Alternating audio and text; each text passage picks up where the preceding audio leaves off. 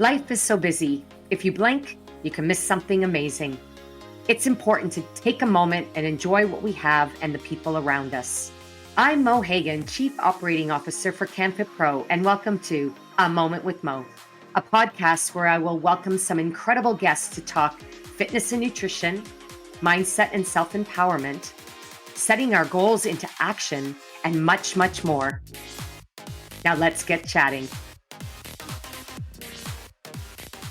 Hello and welcome to this episode, A Moment with Mo, with me, Mo Hagan, your host for today. And as always, we will delve deep into health, wellness, personal and professional growth. And I always say, but today is certainly you will be inspired. So be prepared to be captivated as each of my guests bring their unique style and perspective to the show. And that's what makes every episode a dynamic journey for you. All right, so let's begin. Why am I here? Why did I start this podcast? It was really part of my mission to inspire global change. And this has been part of my lifelong journey and pursuit. And about 10 years ago, for me, my purpose for doing what I do today was really crystallized by the work that I did reflecting on my life and career. And it was through the actions that I aligned with my deeper aspirations. And I didn't do this on my own. It really came about because I worked with a coach, Jerry Visca, who a lot of you know, and he really helped me to crystallize my why. And what I would say about, what that means is, what your core purpose is that drives your journey, and to uncover that why it is a journey. Now, as Jerry always describes it, as your why being world helped by you. And this revolution really empowered me to continue to do what I do. And it also helped me keep moving forward in my career and in my purpose or my why. And part of what I'm doing today is bringing conversation to life, because it's the stories and lived experiences that really help us uncover our why. And that helps us to empower not only ourselves, but those along our path that we have the opportunity to interact and work with. So one of the ways I'm doing that to help myself and my personal growth is through lifting others up. And that's by having these meaningful conversations. And today will be deep, meaningful, inspiring, empowering, motivating, and more. Now, recently, as we record the show, it was National Indigenous Peoples Day. And this day is super special. One reason it is because of the guest I have today. And I am honored to introduce Cher Obediah to the show. Welcome, Cher. There you are. Hi, Hi, nice my to see friend. Oh, so listen, Hello. I want to say thank you for being here on this very special day. And you have taught me so much. But the first lesson I'd like to share with our viewers and listeners is what exactly National Indigenous Peoples Day is and why Canada celebrates that. And then I'd love to formally introduce you, and we're going to dive into your story and more.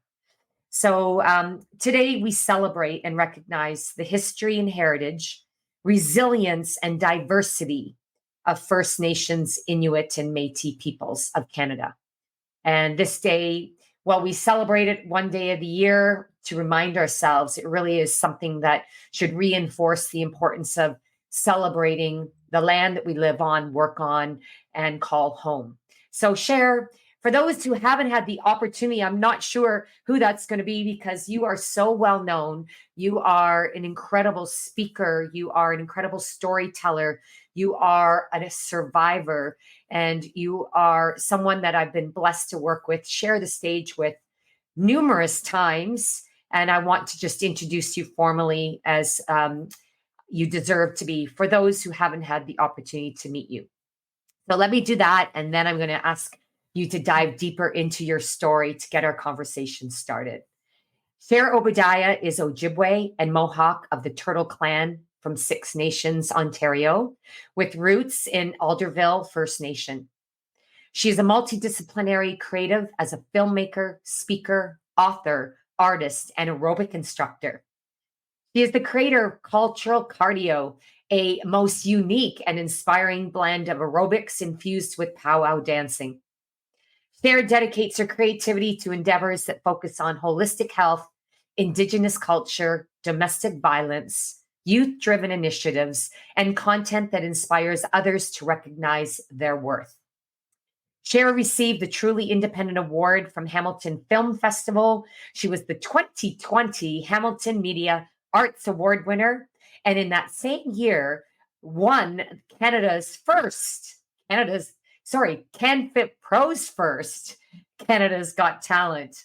Maybe you should apply for Canada's Got Talent on that note.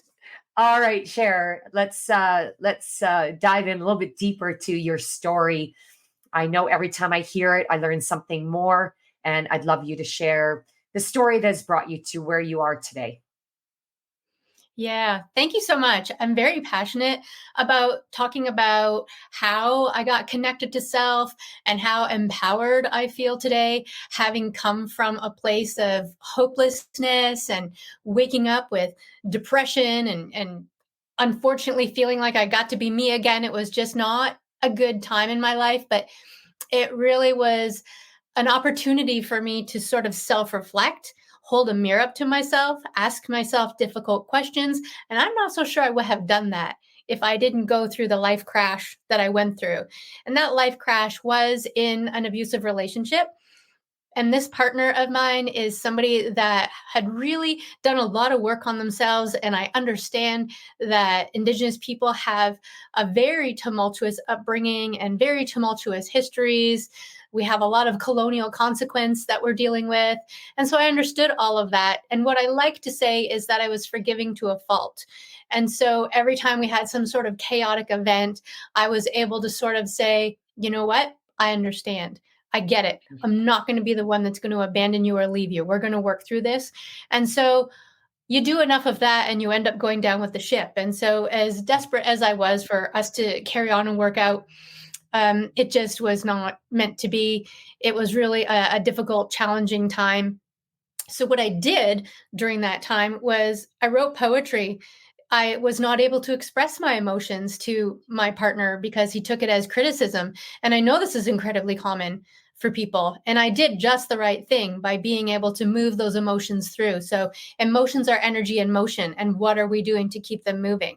So for me, I wrote poetry on my phone in nature. Nature's very restorative. And then I emailed it to myself. And then I didn't look at it. I put it in a file folder and I just would move on. But that would be enough to self-restore that I was able to go back, and then we would be able to continue on and have our conversations and talk it out and hug it out and then move forward. Hence the cycle. That's exactly what that is. So, I mean, it's bound to happen again. And it did. We weren't ironing any wrinkles. We were just dealing with ongoing trauma and unresolved grief is what it was. And I wasn't trauma informed at the time, which again is why I speak about this stuff today. So that's how I ended up writing poetry. We did end up separating, and I did end up with a slew of poetry that one day, and it was incredibly sad, the beginning stuff. And the further I scrolled, it got to be a little bit more about healing and transformation and understanding. And then I scrolled further and I was getting into mindfulness and consciousness and empowerment. And I was in tears by the time I got to the end of reading that poetry. And I felt like it was really important to be able to share it, to help others understand that in that place of hopelessness exists that place of hope. And so I set about to put the poetry in a book. So that's what Shame to Shine is all about. It's one chapter with 20 poems of In the Cycle. It is one chapter with 20 poems of healing and transformation.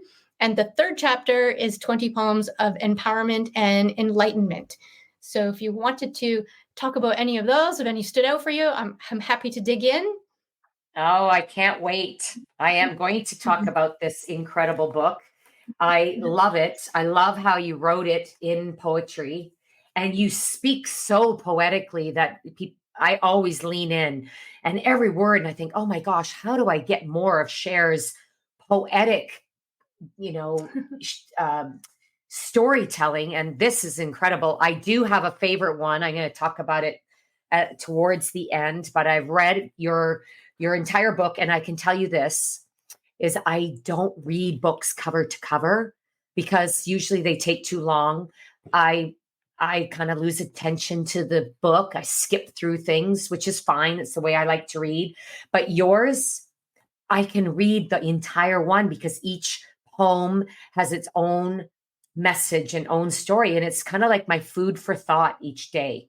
And I don't read it every day, but when I do, there's always something new that I pick up from it. So we're going to dive into a little bit more of it just so happens to be one of the end poems, but it has purpose that I want to leave to help us close today's episode. But here's the book, everyone. And it is brilliant.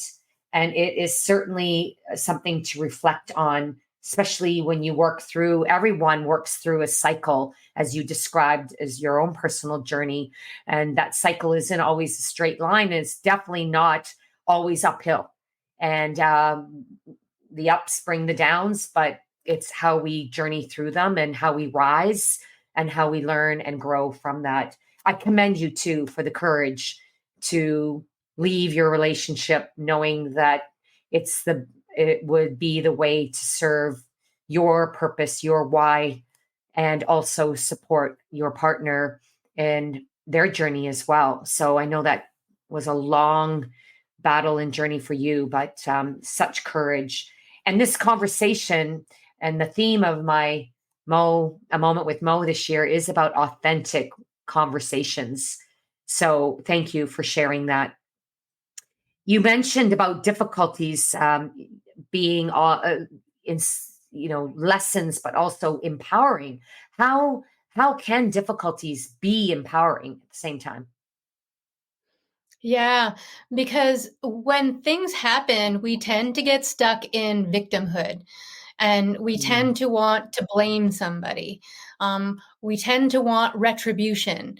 And there's a lot of focus and energy on that rather than really looking back, holding a mirror, like I said, up to yourself and asking yourself, how did I contribute to my own circumstances?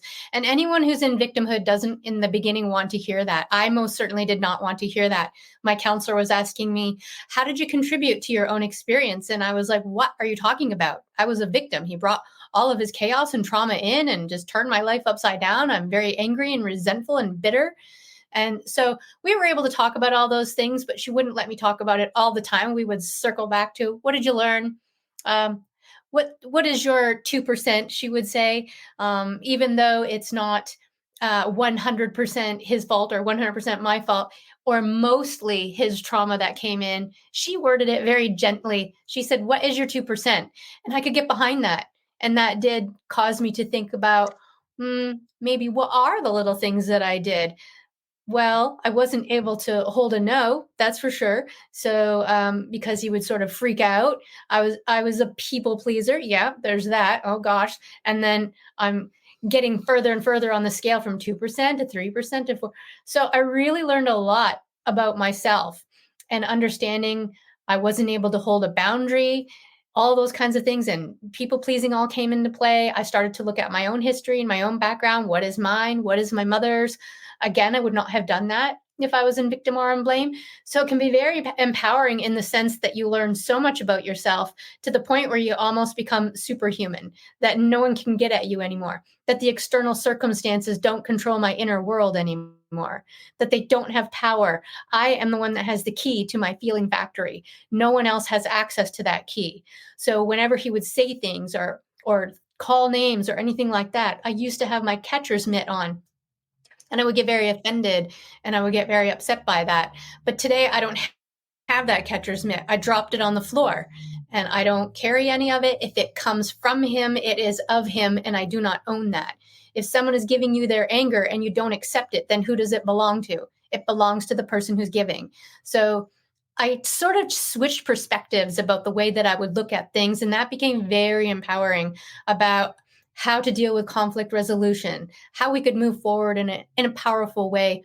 I went to conscious uncoupling and I told her, I'm really sorry. My partner does not want to come to conscious uncoupling. So it's just like, it's just me. And I'm really sorry that we're not able to do that together. And she just said, Cher, you have the ability and the power to alter your relationship on your own. You don't need your partner to take this course with you. And I was like, oh, keep talking. So I was very Hmm. intrigued by that. And so what she meant was whenever we're getting into an argument or getting into that familiar dance that people get into, we're human habits, we're people of patterns, and we get into these habits. So he would say something, I would jump in the ring, we would have this familiar dance, but I stepped out of the ring and said things like, that's your opinion, I disagree, and I'm going to leave it at that. Three simple things. I would back up and he would not know what to do with that. And that's what she meant by me having the ability and the power to alter our dynamics, because now all we have is one person projecting their pain. So it's kind of a long-winded answer for that. Wow. That was not at all. That was, I call them mic drop moments. That was incredible, Cher. You did mention human habits, and I know that that's a really um, interesting and important area to explore further. So I'd love to ask, how do we understand our human habits, and why is this so important? Critical. It's critical. We're not taught this. We No. are a Huh. product. We're just a product of our upbringing and those in our lives. And when I was able to sit back and take a look at, again, what is mine? What is my mother's? What are the habits that I'm doing? It really became, I really was able to take control of how I alter my own life. What page I'm writing my own book. I'm turning the own pages. My hands are on the wheel now. They say that sometimes we're not in the driver's seat of our own life. Sometimes we're in the passenger seat, and that's pretty common. You'll hear that a lot. For me, I wasn't even in the back seat. I don't even feel like I was in the trunk. I ended up in the ditch, just needing to crawl out. And that for me was incredibly powerful. It was sad, but it was also really powerful because the only thing I cared about was inner peace at that point. And so I did Mm. learn a lot about Buddhism, and I learned a lot about meditation. And so when it comes to human habits, it's about becoming the watcher of oneself.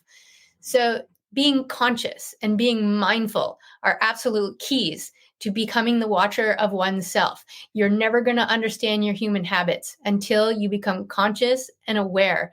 So it's almost like moving through the world with a different type of awareness. And that's what I mean by human habits. And when you Mm. learn that and you understand that, it's really powerful, and it alters the way that you have your relationships with yourself mainly, but people that you work with or your partnerships or your family. The ripple effect is just so powerful. And I'm just so passionate about this kind of work. I want to be able to go out and shout it from the top of the CN Tower, really, because it's been so transformative for me. Oh my, I love that. The watcher of oneself. I wrote that Mhm. down. Actually, I'm taking notes because just your perspectives and how you succinctly state your thoughts just in really inspires me. You mentioned about inner peace. I think that's something a lot of the world struggles with, or perhaps rallies with. How can inner peace and happiness be expanded? Yeah, that's really, really big and so important because I had spent so much time being sad and Mm. depressed and felt like I made some really poor decisions. I felt like I made some bad choices. I felt like I was stuck. And when I learned to be able to go in and take control of my own thoughts, people think that these thoughts come in, which they do, but we have power over them, that our thoughts don't own us, that we own them. And that's a huge contributor to our own happiness, because our thoughts and our emotions can bully us around and they don't have power. Our thoughts own us, we don't own them. Our emotions do not own us, we own them. And when I went into meditation and I started to understand consciousness, I was able to sort of expand my happiness and my inner peace, and I was able to alter the way that I think about things. So it's about finding a different perspective. So if there's anything that's grinding you or anything that really gets to you, it's about finding a new way and create new neural pathways to be able to see it from a different perspective, because our heartaches and our experiences don't go away. They'll always be there. And healing is about looking at it from a different perspective and rewiring that neurology. And that comes through repetition. And Mm. so I put gratitude on my wall in block letters. And so I would go to bed at night and I would go through my day and I would be grateful for all the little things throughout my day. I wake up in the morning with gratitude. And so I went from waking up. They say that depression sits on the edge of your bed and waits for you to wake up. And that resonated with me. And it's like, I Mm. get that. So I Wow. was able to expand happiness by waking up in the morning and seeing gratitude across my wall, like huge. It's got to be 10 feet wide. These block letters, I just picked them up at Michael's, put them on my wall. They're on double-sided tape. I can move them around or do whatever I want with them. But I wake up with gratitude now, and I've gotten really, really good at it, to the point where I've been able to expand inner peace. I've been able to expand happiness. I walk through the world much lighter. I'm not so angry or bitter. I understand energy and frequency and vibration to a spectacular degree today. And we're not taught that either. And Hmm. so we are so deeply connected to everything that's around us that I work really hard on connecting to that today. And so if I'm like bitter or angry, it's not about getting stuck in that. It's about what is being scratched within myself that I now can take a look at. So if I'm angry, I'm not mad about that. I'm grateful because something has just been brought to my attention that I need to work on for myself. So that's what I mean by expanding our happiness and our joy. It's just Wow. a much, much lighter way to live. It certainly is. It's a whole different way of looking at everything. And you also talked about a lot of the work that you've done, which is so important. So I'm going to ask a little bit later about next steps that folks can take to sort of uncover some of this. I wanted to ask you your perspective, and I'm certain for many of our listeners and viewers, it would be a fresh perspective that we can gain on the view of forgiveness. Mm, that's a big one, isn't it? That's Yeah. such a big one. People are really stuck on unforgiveness, and that goes Hmm. against the vibration and our energy and the beauty that we were born with. That's not our inherent way. So I have been racking my brains about how to reword forgiveness so that people are looking at it not so much for the other. I know people always say it's not for the other, it's not for them. You're not forgiving them, it's for you. And even that sometimes is kind of hard to wrap your head around. And so I like to say that forgiveness is forging a new path within this. So just Ooh. forging a new path within myself. So really, again, it's not about our traumas going away or disappearing or about forgiveness for the other person. We don't need to sit down with them. We don't need to like hug it out with them. We don't even need to ever see them again. So there's one of my poems, I said I forgave him without saying it to him, and that my closure was starting over. And that's really key. And I think that our society really promotes the I need that apology. I need someone to admit what they've done in order for me to move forward. I need this or I need that in order to heal. And you do not. You don't need any of that.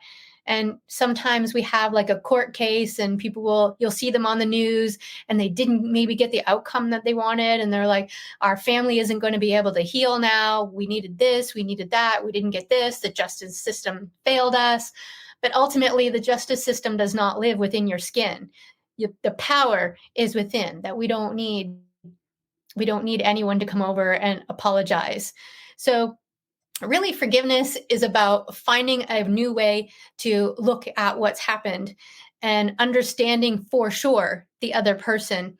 And I always like to say too that forgiveness is something that we're all at different levels. There's a full-blown level 4 forgiveness where you can forgive someone who has like harmed one of your family members, or someone has been killed. Or so I've seen people on the stand get hugged by the parents Hmm. of someone that they have harmed. We're talking Mother Teresa. We're talking godlike. We're talking Buddha-like. or Mhm. that level 4 forgiveness. And we're not all there, but isn't that the beautiful journey that we're on? So we're all here Mhm. to expand and grow, and wherever you are in your forgiveness journey is absolutely perfect. And so Mm. that's what I mean by forgiveness, and forging a new path within this was finding a new way to look at it, and also understanding where they come from, but knowing you don't have to ever speak to them or talk to them, because again, it's not about them, it's about forging a new path within this. That's what I mean by that. Oh, wonderful. That is an epic uh, perspective that requires change in the way that we look at the world, look at ourselves, look at others, look at the situation. Can I ask, how can change be created? And your perspective, I believe, is an inside out perspective. Can you share how we can actually embark upon change? How can change be created? Hmm. Yeah, repetition. That's how our neurology it works. I mean, if you're trying to learn a new instrument and you play that instrument every single day, you have this really wonderful neurology that is now it's just connecting and connecting and connecting. And the more that you do it, you have solidified now this new neurology.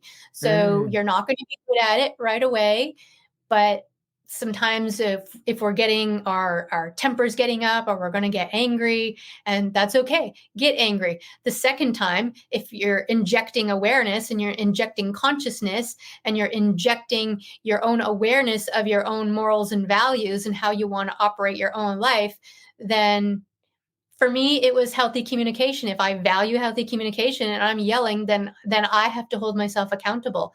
So that's what comes with being able to recognize our own patterns. And so again, it's that repetition. So if you need Mhm. to put it around sticky notes, or if you need to like write every single day about this one particular aspect of your life that you would like to change, and it's not even going to feel okay in the beginning, but the more that you do it, the more that your neurology is going to participate with that. And ultimately, our brains are so incredible that this neurology is created to help us, because it's recognizing a pattern over and over and over again. So this neurology Mm. just it gets created, but it can also work against us, because if you're in a situation that is damaging over and over and over again, you are now calibrated to this whole, I like to say, your mind's twisted over here. It's not over here anymore. So it's not logical, it's psychological, and people don't understand the over here. Oh, You don't wow. understand either. So yeah, Mm. people have all of their judgments, and they don't understand that you're not talking to the person that was here. It's not logical, it is psychological. So it took a lot of rewiring, and being able to, yeah, learning to live from the inside out was really critical, because we can get so bogged down with external circumstances, the way people behave. Somebody was yelling at me over my dog being in a car one day, and I'm just Mhm. like, you're just, a puppet of society. You're part of the herd. I know and understand that I'm a good dog mom. I know and understand that he's okay. I know and understand how long that I can leave him for. But people just sort of take what the media feeds them, and then they kind of run with it. But Mhm. anyways, I didn't say anything to him. I just said, you know what? He's okay. I understand how long he can be left. And I actually forgive you for coming over here with that kind of energy and yelling at me. I forgive you. And I just got in my car and I left, and I drove away, and I'm like, wow, the old Cher would not have done that. So it took Oh, a long wow. time. Wow. Well, good for you. And I would have loved to be sort of that fly on the wall to watch, because often people who get angry outside, they tend to get used to receiving, that response, which is not always positive. And for you to say, I forgive you, you know, how would that person have received that? I'm sure it would stop them, hopefully, in a reflective way to say, "Hmm, wow, perhaps I could have been kinder to that person because they were definitely showing me kindness in return." That's amazing. I You don't did know. you don't know? I don't I don't Oh, know if he in the moment just thought, "Wow, maybe I could have been kinder." What did happen in the moment is he did get quiet. He oh. honestly didn't know what to say to that. But again, if he thinks about that even for a millisecond, then I will have created a positive ripple that I'm very proud of. And it may take him, maybe he has a conversation with a family member about it. Maybe he's Yep. sitting around with his daughter or his wife and they talk about it. Maybe the next time he's like less and less and less offensive. But I don't understand that that is his own grief and his own way of being, and that is Hmm. his own work. It is not mine. Yep. I can only move through the world according to my own morals and my own values, and how do I want to move through the world? How do I want to feel at the end of the day? Did I move through all of my experiences according to my morals and values? What are my morals and values? What is my conflict resolution? These are really tough questions we don't ask ourselves. And it took me a long time to get to that point. Repetition, Hmm. repetition, for sure. Repetition. Mhm. Love it. You mentioned a couple of practical tips and strategies for, really in, incorporating or enforcing that repetition for that to change your neurons and neurology. Putting sticky notes around your house. I used to do that even as a physiotherapist with my patients to say, to practice, to help them change their posture and change how they move so they'd have less pain. And it was a simple technique of putting a smiley face around the house and in strategic places so you could catch yourself throughout the day. But you alerted to that as well, whether it's sticky notes or reflecting in the morning or at night. If someone really wanted to change something about the way that they project their feelings and judgments to the world, and they saw that, but they wanted to create change, what would be a recommendation if you were coaching someone on a place to start? Or what would be that next level strategy to get to the next level of change? I think that we're all so unique and that we're all so individual, and Mm, that what works for me might not work for you. I can okay. share with you the things that work for me, and then you sort of find, I call it a plan B.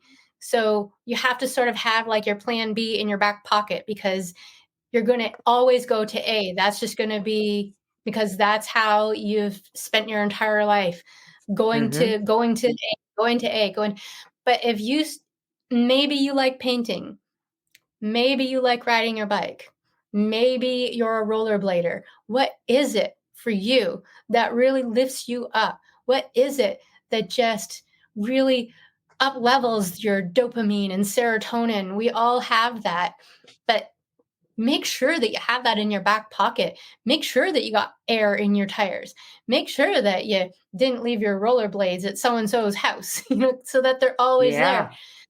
It's a matter of being able to take control of our inner world by doing the things that we love and gravitating towards these things, and just being prepared and ready. Make sure you always have a canvas if that's what you like to do. I like to write in the mornings, or if something Mm. happens, I like to sit down and I write on my phone. And one of the things I do is called name them to tame them. So if I'm feeling emotionally activated, then I ask myself, what are you feeling? So then I answer myself too. Well, I'm feeling really angry. And then it's just take a breath, really honoring that. And then, well, what else are you feeling? Well, I'm feeling really disappointed. Hmm, honoring our emotions. So this does a couple of things, because now you're no longer focused on whatever it is you were getting hyper about. You're a step removed from it. And now you're also taking control of your inner world and really sort of expanding. And because you're either contracted or you're expanded. But if you're doing breath work and you're honoring your emotions, then you're in the expanded state. So that Oh, again is going to. Mhm. brilliant. I know I'm proud of myself for the fact that if I'm in that moment of frustration and I want to just say how I really feel, I have learned to stop and take a deep breath and ground Mhm. myself. And usually that is a nice channel changer for me. But I thank you because I'm going to layer in now, name them to tame them. I'm going to name it and I'm going to breathe. And then I'm going to work through that. That's a beautiful practical strategy and such an incredible practice for getting to know yourself better. And I love the plan B. I recognized in myself. And just as I said off the top of the show, it took me to my 40s to really realize my purpose in life. Although I kept doing what I loved from the moment I could, which pretty much has been my whole life, is how inspiring people to move. But I didn't really understand how that got my mojo going, how that lifted me up and made me feel like every day was a joy versus a job. And now understanding that, for me to be my best self every day, I have to actually put into practice what it is that gets my dopamine levels going. And that for me is I have to move my body.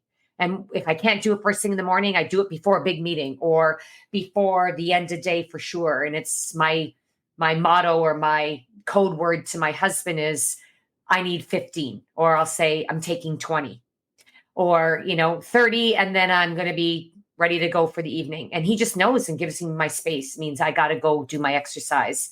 But I thank you for that, because we need the practical in order to make it repetitious and something that we will enjoy doing. Well, enjoy, you know what I mean by that, to the point where we'll look forward to the opportunity to learn more about ourselves by doing that as practice every day.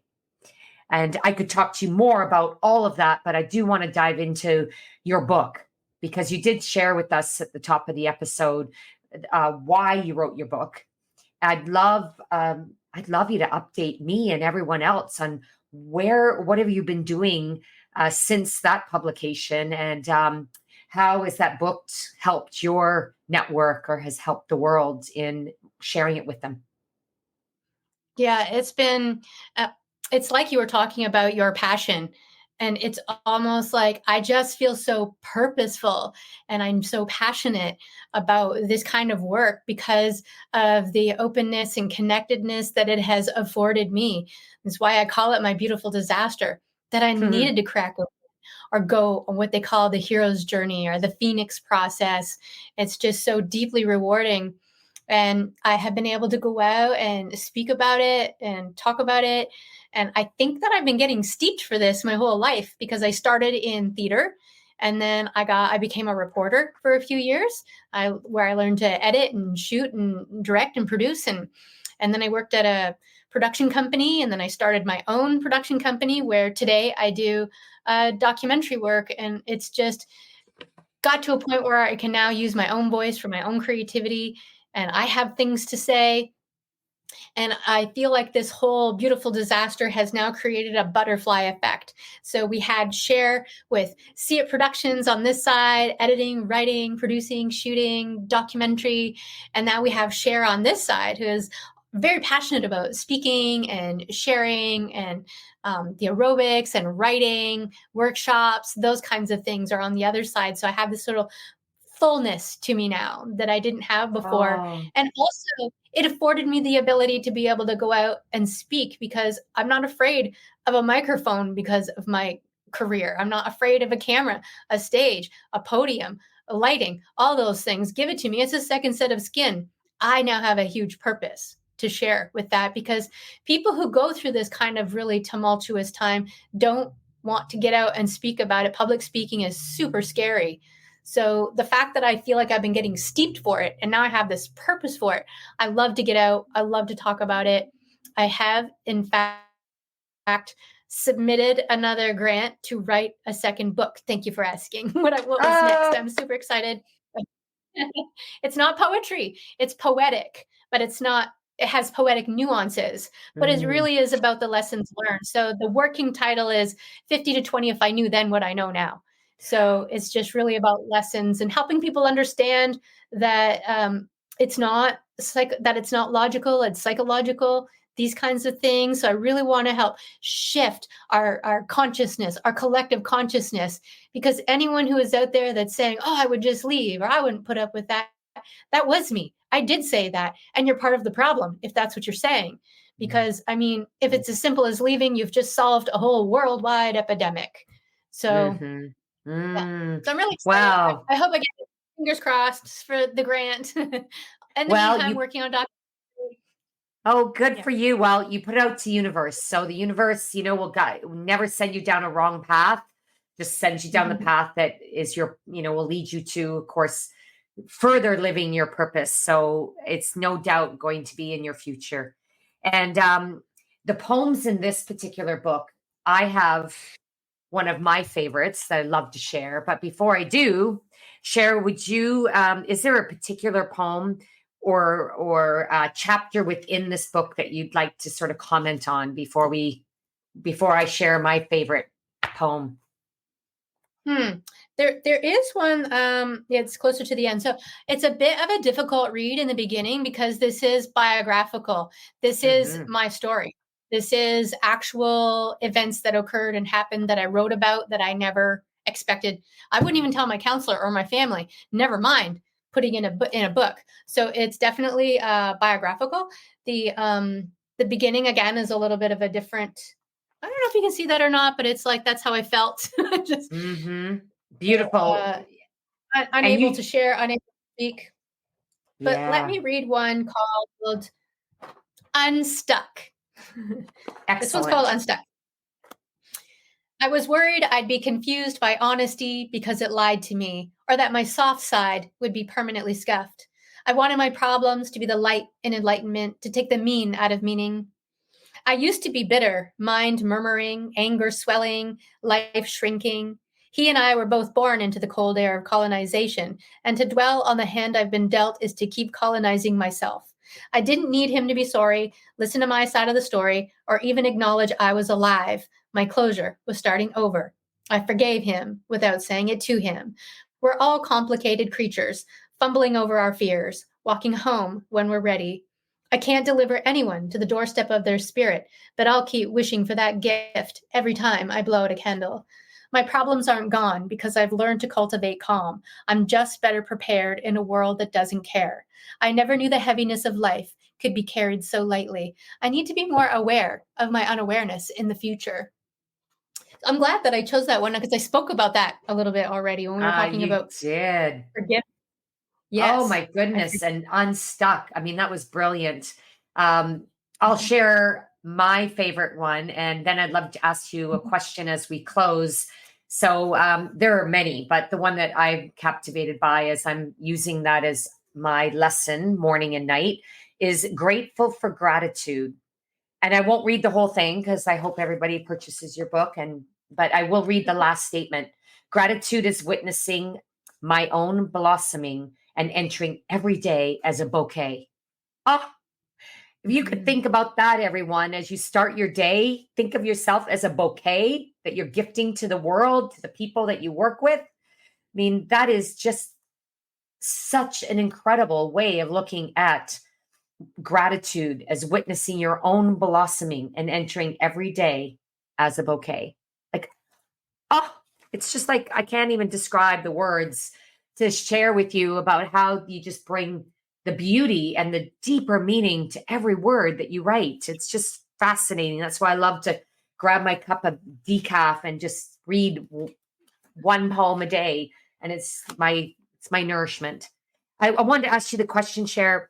Why should we see and or receive gratitude as a gift? Gratitude for me absolutely changed my life because I was really feeling angry and I was feeling resentful and I was stuck in victimhood. And the only way that I was able to shift that was to start purposefully doing a gratitude list at night and really purposefully being finding little things throughout the day to be grateful for. It just became a habit that I got myself into. And I got so good at it one day, Mo. I was putting on my socks and I was like, oh my goodness, I'm so excited I have socks because I was doing homelessness research for a documentary. And that's one of the things that they don't have there. If you're thinking of donating to the homeless, give them socks. And so I was so grateful I had socks and something as simple as that.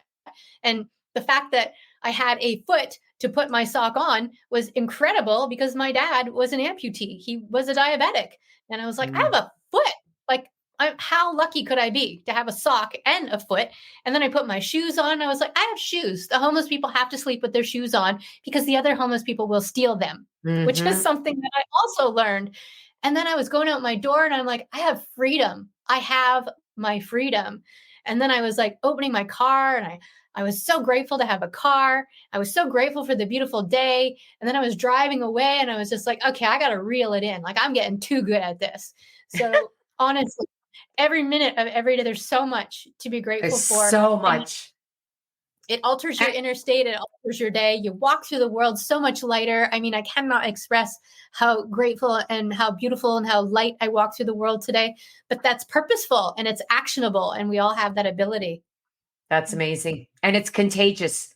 Gratitude is contagious. Like you say, the more you are grateful, the more gratitude you see and recognize in your life. And it starts with the small things, but the things we take so for granted. Thank you. That's a beautiful place to wrap up our episode today. Cher, tell everyone how people can reach out to you, purchase your book, work with you, and so forth.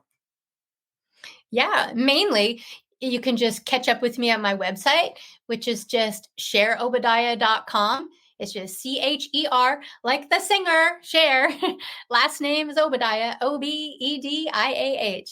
And also, I'm on Facebook, Cher Obadiah, Instagram, Cher Obadiah. You can catch up with me at any of those. There isn't that I know of any other Chers. Like my niece is named Cher, but she doesn't use that name on her social media handles. So Cher Obadiah, you will find me. You're not going to run into a bunch. So yeah, hopefully reach out. I'm here. I love to do workshops, or I love to come out and do cultural cardio. I love to come out and talk about conflict resolution if that's what your organization needs, or if you need to document something or you work on documentary. There's just like, yeah, I really live and honor my creativity today. And I'm just so blessed. And thank you for having Wow. me. Oh, well, I am so grateful that you joined us on this special day. And if for everyone else, this has truly been a special episode. I want to leave just to close the show brief and bright with the message that Cher, you gifted me in the front of your book when you gave this book to me at a Women Who Influence event. And it says, and I want to share this with all of you to take you and help us all move into our summer months and enjoy every day. I'm going to cite this quote. And again, this is from Cher's book, Shame to Shine: The Wreckage and Rise from Domestic Violence. And it is just as beautiful as the rose on the cover and as Cher is in person. And the quote that you wrote, or the inspiration you left me, is, "May you always be guided by the shining light of your spirit." And I read that, Cher. I don't know why, but it just is something that gives me a spark every morning. I'll just leave it at that. So thank you so much for being here. Thanks, everyone. And I hope you enjoyed this episode as all the other episodes. And please comment and let us know. And until next time, may your light shine bright, and may you light up other people's day and life by your own presence. Bye for now, everybody.